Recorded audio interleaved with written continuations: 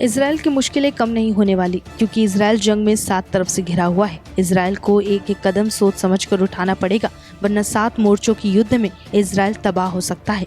जिस तरह से भारत के लिए पाकिस्तान और चीन सिरदर्द है, उसी तरह इसराइल के लिए मुश्किलें 7 तरफा हैं।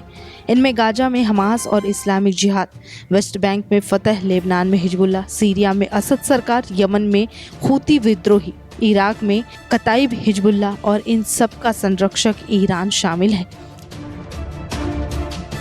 वहीं इसराइल का अब तक का साथ अमेरिका भी बढ़ते युद्ध की आशंकाओं के बीच हाथ पीछे खींचता दिख रहा है।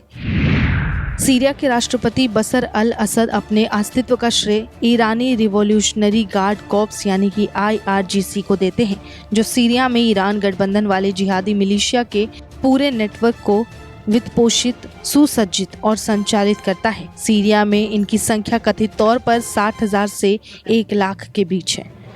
हिजबुल्लाह ने पहले ही नए नेताओं और कमांडरों की नियुक्ति करनी शुरू कर दी है। इजरायली हमले से हिजबुल्लाह की संगठनात्मक प्रभावशीलता कुछ समय के लिए प्रभावित होगी, लेकिन इसकी पूर्ति की जा सकती है।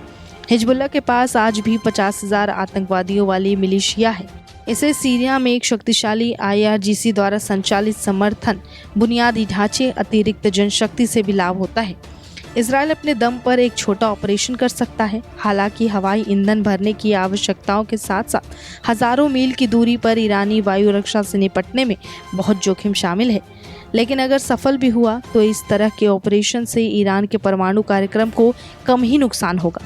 लेकिन ऐसे हमलों की कीमत ईरान इजराइल में एक पूर्ण पैमाने का युद्ध हो सकता है, जिसे दोनों देश झेलना नहीं चाहेगा।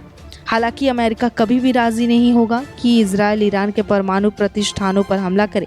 अगर ऐसा होता है तो मध्य पूर्व में अमेरिका को सबसे ज़्यादा खतरा होगा और उसे ना चाहते हुए भी युद्ध में कूदना पड़ेगा।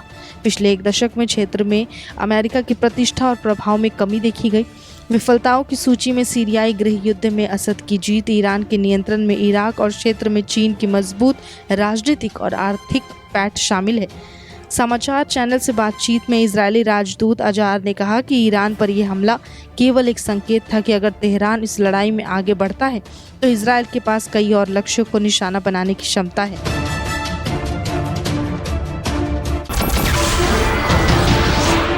नमस्कार, मैं हूं मानक गुप्ता। अगर आपको हमारा ये वीडियो पसंद आया हो तो इसे लाइक और शेयर जरूर करें, और हाँ, हमें सब्सक्राइब और फॉलो करना ना भूलें, ताकि आप देश और दुनिया की कोई खबर मिस ना करें। तो जुड़े रहिए हमारे साथ और देखते रहिए News 24।